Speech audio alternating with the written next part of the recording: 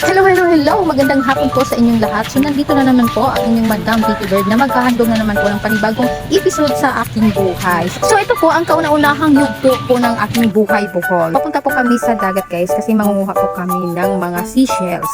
So, kasama ko po ang mga chikiting ko. So, nandito po yung aking mga pamangkin at saka yung kaisa-isahang anak ko po. So, ito po yung aking kunik ko iho at kasama po niya ang kanyang pinsa na ito si Christine. So, yun na guys, marami na pong nangunguha. So, ayan o. Whoop, shaky. So, ayan, papunta kami dyan. So, ang pumumuhay po talaga namin dito, guys, ay yung pangingisda talaga. So, yung mga lalaki, malaod, tapos yung mga isda nila, yung mga babae naman, yung mga asawa naman ay, yun po ang magtitinda ng isda. So, isa po ako sa nagtitinda ng isda dito sa lugar namin. Kaya, so, ito po ang magiging buhay ko sa Bohol. O, diba? Perfect talaga. So, sa ngayon, guys, ay medyo bihira lang po talaga yung isda. Kaya ayun, napaisip ko na pupunta ako dito sa tabing dagat. Manguha po kami ng seashells para may pangulam po kami. So hindi po kami magugutom talaga kasi meron naman po seashells na makukuha po namin sa tabing dagat, pang lugar namin. So marami na pong nangunguha ng seashells. So yan po. Diba? Perfect talaga yan guys. So nanggaling po kami doon, banda. Yung may posted doon. Diba? Kaya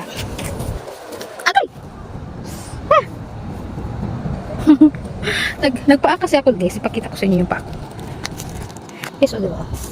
Ayun guys, nagpapaa talaga. So yan. So ayan. So kanina guys, yung ulam po namin kaninang umaga ay seashells. So ayun, medyo nabitin po ako kaya napakasarap pa naman yung seashells guys. Medyo nananapik talaga ako sa pagkain ng mga seashells. Kaya yun, naisipan ko nga, mangunguha po ako sa hapon ito. At sana po ay makarami po ako ng kuha. Para naman sa ganun ay sulit talaga yung pagpunta ko dito guys. Kaya na-excite talaga ako kung marunong pa ba akong manguha ng seashells. O diba?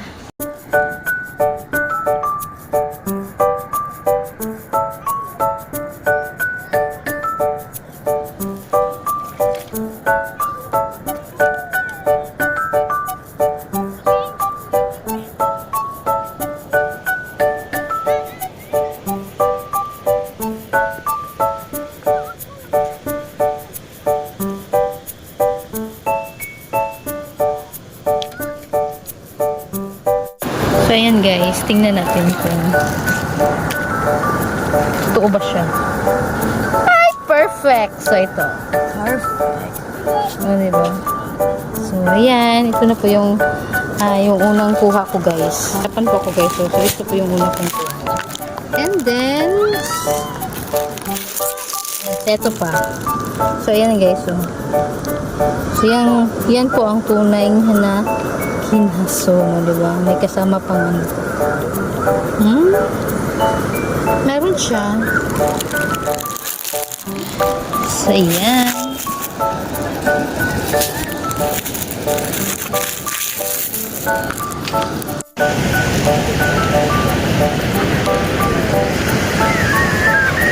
Ay, ayun na.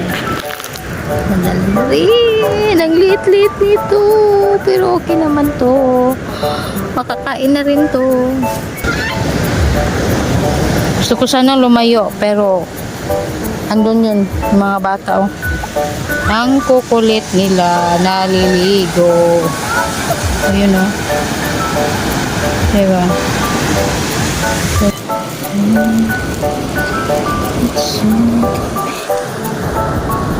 Uy! Perfect! So, ito yan. So, ito po ang pinakamasarap na kinhason. Kasi, malaki siya. Tapos, sa mata mo po ang lasa niya. Matamis-tamis. So, sana marami pang makukuha ko nito, guys. So, medyo huli na po talaga akong dumating, guys. Kaya, ayun. Hindi ko alam kung makakarami pa pala. Hindi ko po alam kung makakarami pa ako nito. Kasi, may nakauna na po sa area. So, ito lang po muna yung nakuna. So, mataas pa naman yung araw. So, may makukuha pa rin po ako nito. Saga lang. So, nandun yung mga bata, yung mga kasama. Naliligo. Gusto ko sanang maligo ng dagat guys. Kaso lang ay medyo naano ko sa panguha ng kinhason. Dati pa naman, ito na pa naman yung Yung ginagawa ko dati guys. Kasama ko yung mama ko, kapatid ko. Nagawa ko kami na in-house room. Uy, papakita ko sa inyo sandali. May nakabukas. Papakita ko. Bumubuka. Ayan, tukunin natin yan. Nakita mo ba yun? Bumubuka. Kunin natin yung bumubuka. Ito yata ito. Opya. Ay! Ano na? Konti lang. Pero pinasal ko siya guys. No? Ay! Nasira. Kainin na lang natin. Para ano. Lang. Say! Huwag naman mau. So yan.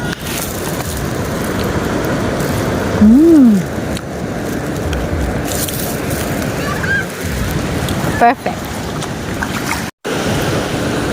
So hanapin ka, ikaw ang nandun sa isip ko.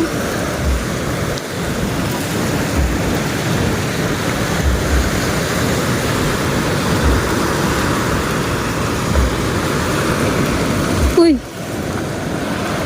Parang ano to?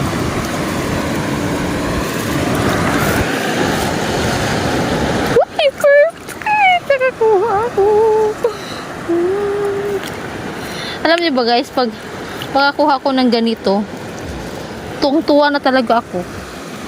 Okay ba? Okay.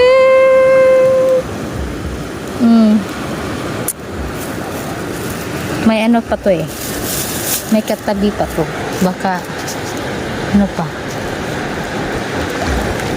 Baka ano? Pag mga ganyan-ganyan, ay nako.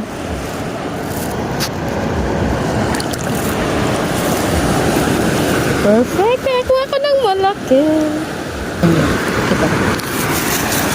Doon guys, takot ako sa ganyan. Sakit pag pag matusok ka. So, iniwan na po ako ng mga bata nga kasama ko guys. So, ayun o. Sana ba sila? So, ayun na. Yung nangunguha ng seashells, yung iba, kapitbahay ko, yung iba, mga tag-ibang lugar, kumbaga dayo. Ano to? Ay! Yeah! Bibigyan niya! Ah.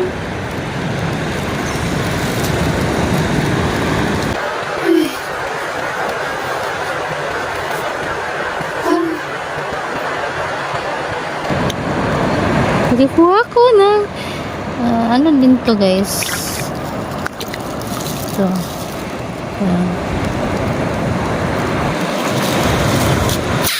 after 15 years guys, ngayon po ako bumalik ng panguha ng mga seashells sa dagat. Diba? Fresh air, napaka-fresh ko talaga ng hangin guys. So, diba? So ito pa yung buhay ko pag wala ko talaga yung ay, hindi mo maliit. Oh, diba? Lagyan natin sa ating plastic. Yan.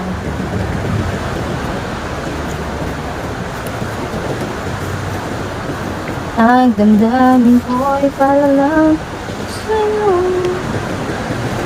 Pero mas maganda pag manguha ng gabi guys. Kasi meron pa yung mga isdang lumalangoy. Tapos meron pa yung mga octopus. Diba, perfect talaga. Lumalabas yan sa gabi. And then yung mga mga seashells, magagalaw-galaw na yan sa gabi. Lalo na pag may ilaw. Kaya mas maganda talaga manguha ng seashells paggabi.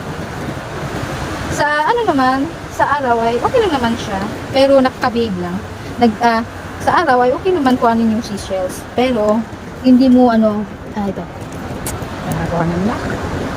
Nakakuha na rin ako ng ano ba ito? Lahat ng seashells dito sa dagat is hindi ko talaga kabisado yung pangalan niya. Basta, yung pagkakalam ko ay makakain talaga siya.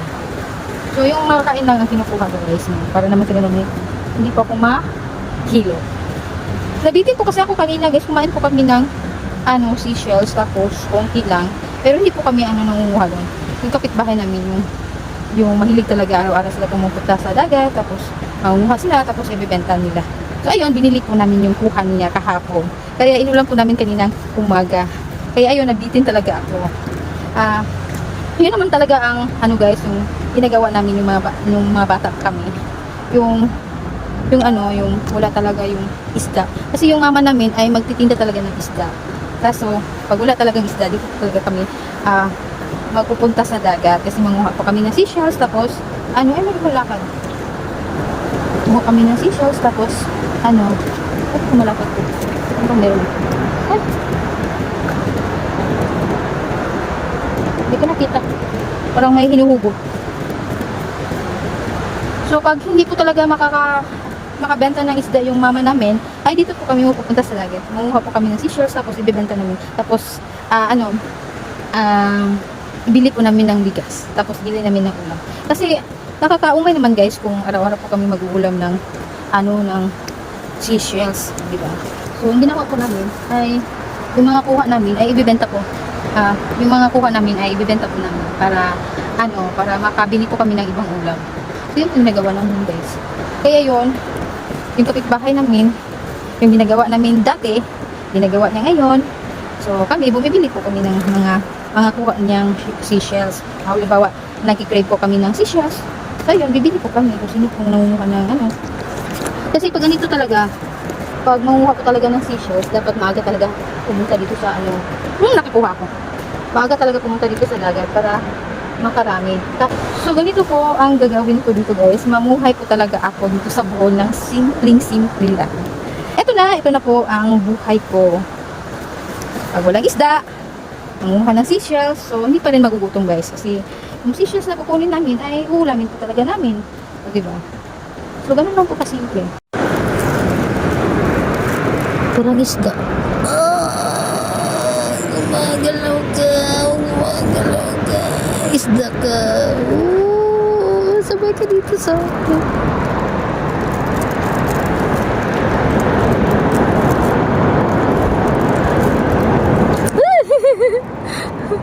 Yan siya, oh. Diba? Perfect. Nakakakiliti po talaga siya. Ang cute niya. Ang cute niya paglaruan. Diba? So, hindi po ito makakain, guys. Nilalaro ko lang siya. Parang wow! Ayan. Pinakawalan ko na siya.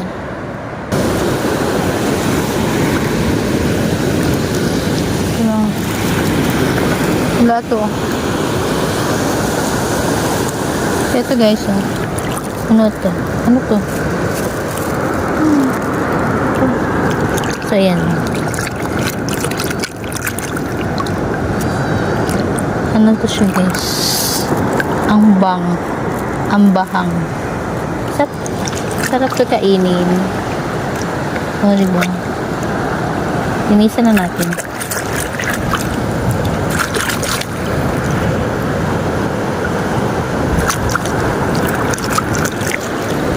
Pag pumunta ka po talaga ng dagat guys, huwag nyo talagang kalimutan na magdala ng honey.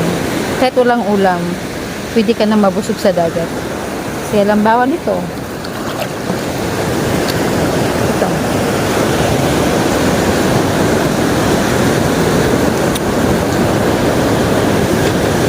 Ito po yung, isa talaga ito sa namimiss ko sa Bohol.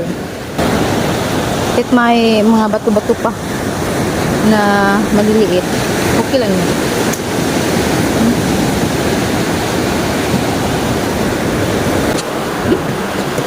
Hindi ko lang. Grabe ang sarap. Ano? Yung hadak-dakon. Talaga. Grabe ang sarap. Sarap. Kasi pala po.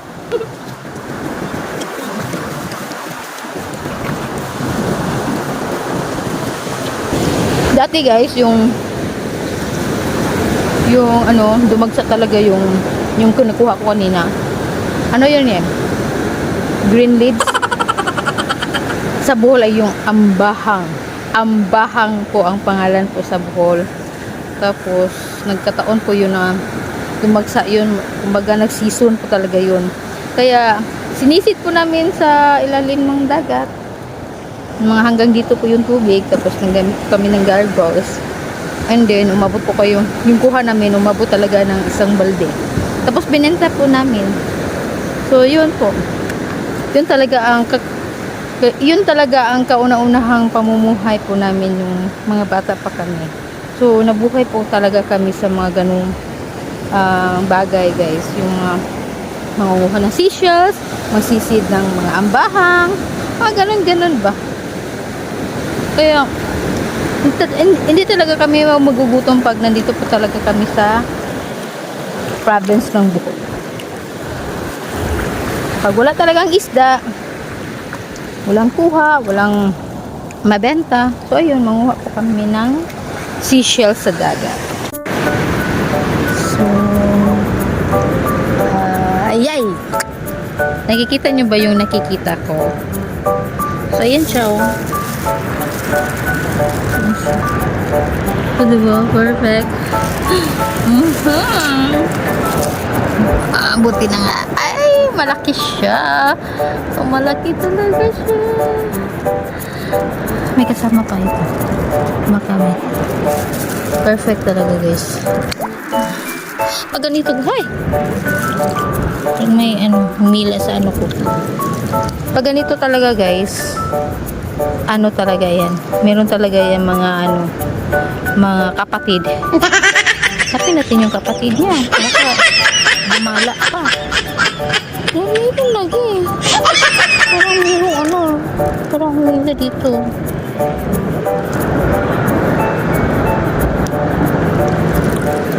So, yan. Nakakuha na po ako. Lagay natin sa plastic. Parang dito eh.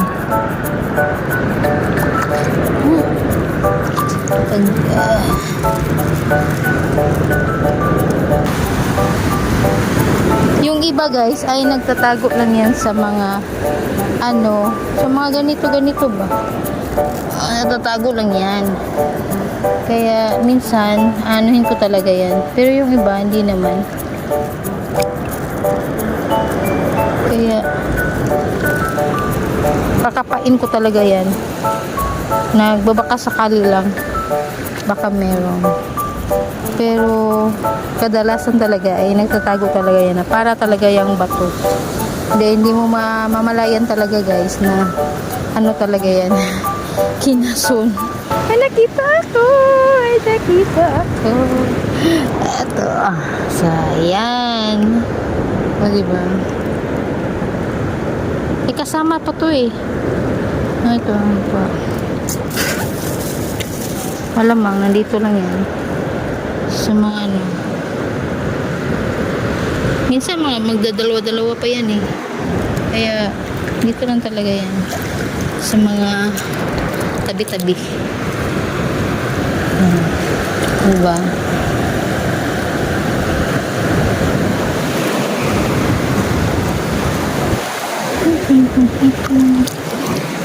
Don't you wish your girlfriend was hot like me? Don't you? Umuwi na sila. Parang nakarami na ata ito. Yung ako lang ata ang nahuli.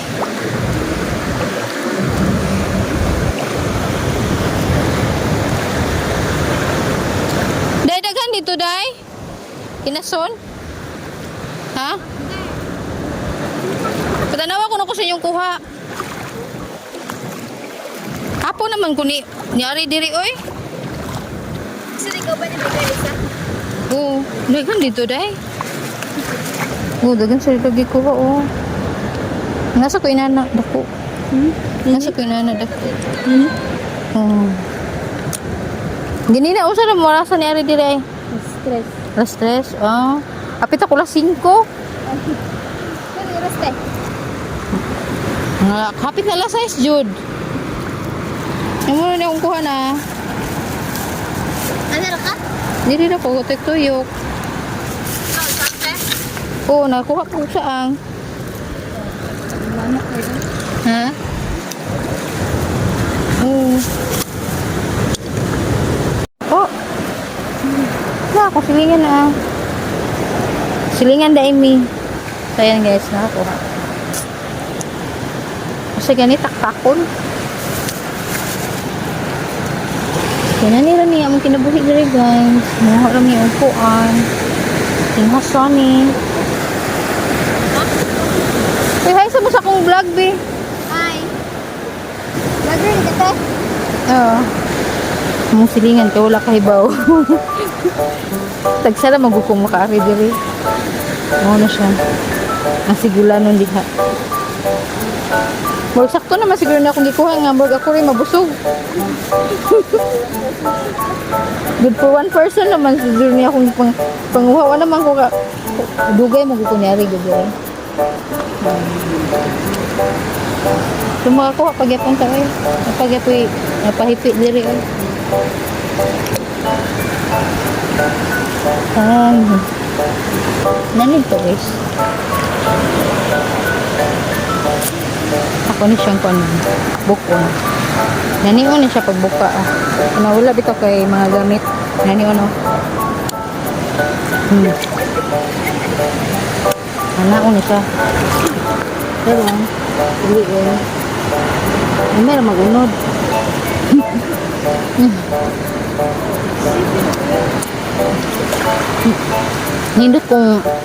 Nindot kong daghan para perfect. So ito na guys ang nakukuha kong seashells. So tamang-tama na po itong makakaulam po sa isang tao. Medyo hindi po talaga ako magang nagpunta po dito sa dagat guys. Mga around 5 po ako nandito. So ito po yung kuha po sa isang oras. Isang oras po. Mga ganito na guys. So hanggang dito na lang po ako kasi hapon na at uuwi na po ako sa bahay namin. So hanggang sa muli. Salamat po sa panonood. Bye bye. So, pauwi na po kami guys. At ito yung